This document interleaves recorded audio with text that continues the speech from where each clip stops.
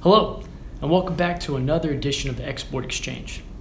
I'll start things off with a market update before passing to William to go more in depth on the U.S. port situation and what it means for trade. The first quarter of 2021 was a strong quarter for global trade, up nearly 8% in milk solids. As economies around the world continue to recover and reopen, dairy demand is increasing along with it. As vaccines continue to be rolled out and individuals become more comfortable being out and about again, we expect dairy demand to follow that recovery and show strong demand throughout the year. Looking first at milk production, U.S. milk production has been strong through the first part of the year, up 2.5% through April. U.S. producers also continue to add cows to the herd, contributing to the increase in production. In 2020, roughly 93,000 head were added to the herd, and so far this year, through April, 48,000 cows have been added to the herd. This, along with the continual gains in efficiency, leans toward an outlook of strong milk production through the remainder of the year, which means that there will be plenty of product available for exports. In New Zealand, milk production has seen a strong finish to its 2020-2021 milking season, which helped bump production from the first part of the year to 7.7 million metric tons through April, up 6.4% over the same period last year. While this is strong growth, the production season is now all but finished for this season, and the production growth for the remainder of the year is not anticipated to be as high, and will likely be in line with the more historic production levels. As the 2021-22 season kicks off in Q3, we'll be watching closely to see how pasture conditions develop. EU milk production, while seeing some slight gains more recently, has had a poor start to the year in terms of milk production, down 0.3% through March. Despite significant growth in smaller production countries like Ireland and Poland, overall milk production in the EU is not anticipated to grow significantly in the remainder of 2021 due to a limited growth outlook in the large production countries like Germany and France. Now turning to a U.S. production outlook, U.S. butter stocks have been heavy in recent months. Increased domestic demand through the returning of food service and increased exports have helped only slightly to alleviate some of that burden. Stocks are still comparatively high, and it seems the rush to refill food service pipelines has subsided for the time being. This has weighed on prices, making U.S. butter competitive on the world market, which has resulted in record U.S. butter exports this year. Despite the record exports, stocks will likely continue to weigh on the domestic market and limit any significant gains in prices through the remainder of the year. U.S. non-fat dry milk exports have been significant in the first part of the year.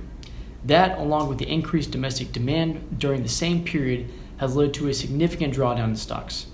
From this year's monthly high stocks in February of 160,000 metric tons, stocks decreased 12% to April's level of 141,000 metric tons. This has tightened the U.S. non-fat dry milk market in the first part of the year, leading to an increase in prices, and we expect the market to remain tight through the end of the year, driven primarily by increased global demand for the product. After a wild ride in 2020, volatility in the U.S. cheese market has settled down. Food service returning has been a key driver in increased domestic demand for cheese, and the refilling of food service pipelines in the front part of the year helped tighten the market for cheese, even with waning retail sales, as folks decreased purchases for use at home in favor of dining out. Despite the strong demand both in the U.S. and abroad, new production capacity has helped keep markets balanced. Increases in global whey demand has been dominated by China over the last year with seemingly insatiable demand, and it has continued into 2021.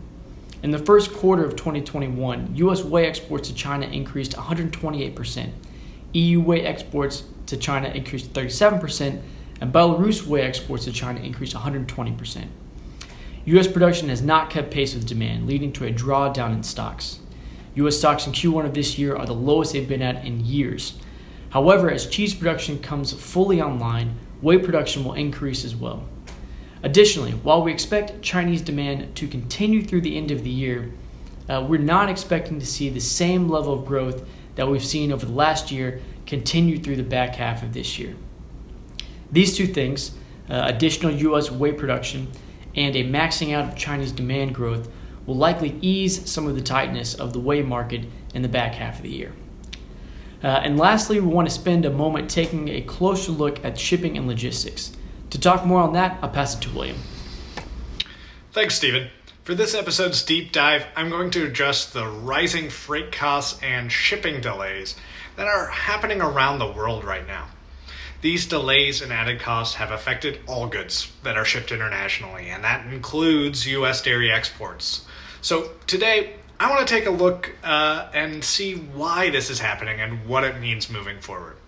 So let's start with the why. There are a lot of small issues that have exacerbated the shipping delays around the world.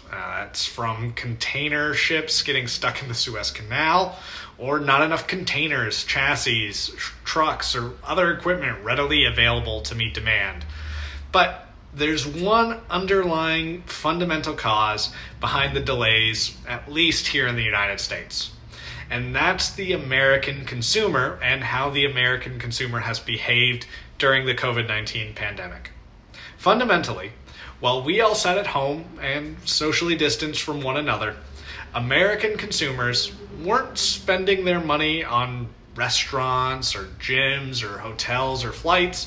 Instead, they spent it on goods, things like fitness equipment, an outdoor grill, or a better work from home setup. Most of those goods aren't made here in the US, or if they are, they often have many different inputs from abroad. So there was a surge in demand here in the United States for imported products. So US ports, particularly on the West Coast in California, were flooded with ships looking to unload. Naturally, it takes time to unload the ships, particularly since these ships came at a time during a pandemic when all places of work needed to do their best to maintain social distancing and labor was often hard to find. That has naturally slowed the speed at which ships can be unloaded and depart from the US. Additionally, this dynamic has caused global shipping prices to surge. At time of recording, global shipping prices are nearly quadruple what they were at this point last year. But the rise in shipping rates isn't uniform. Prices from Asia to the United States spiked to a much greater degree than the reverse. According to the shipping analysis group Freightos, average freight rates from East Asia to the West Coast of the US are more than 6 times the cost of the US to East Asia. This has created a dynamic where it's more profitable for shipping companies to run blanks or empty containers back to Asia to save a couple of days rather than wait to be loaded full of US products, including US dairy exports. It's also worth noting that this is a global problem. If you look at the reliability of container vessels around the world to arrive and depart on time, you can see a sharp decline starting in the middle of 2020. Essentially, as of today, around 40% of containers depart when they're supposed to. So clearly, the time and cost it takes to move product have increased sharply. And this is coming as dairy exporters try to secure bookings on container ships that are fiercely in demand. Still, U.S. exporters are adapting and working to make sure customers get their product as soon as possible. If we look at where the U.S. is shipping from, we can see there's a clear uptick in shipments out of Northern California, the Pacific Northwest, the East Coast, and even the Gulf of Mexico. And this is coming as those exporters are diversifying which ports they ship from. But exports out of Southern California, which has been the epicenter for much of the delays in the fourth quarter of 2020 and early this year, have seen their share of exports decline.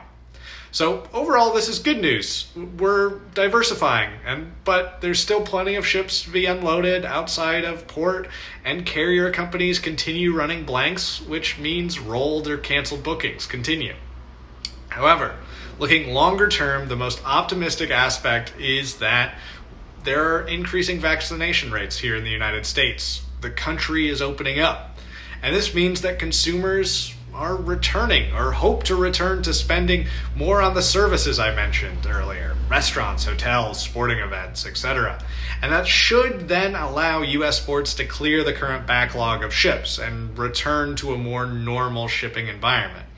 However, the point at which that happens is still very much in the air. So obviously working with your suppliers to understand these delays and specific nuances particular to your order are crucial.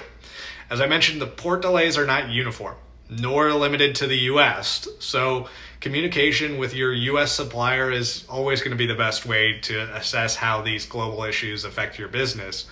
But moving forward, the U.S. Dairy Export Council is here to help and here to listen. So thank you to everyone who took the time to listen to this month's Export Exchange. We hope you have a great day. Thanks so much.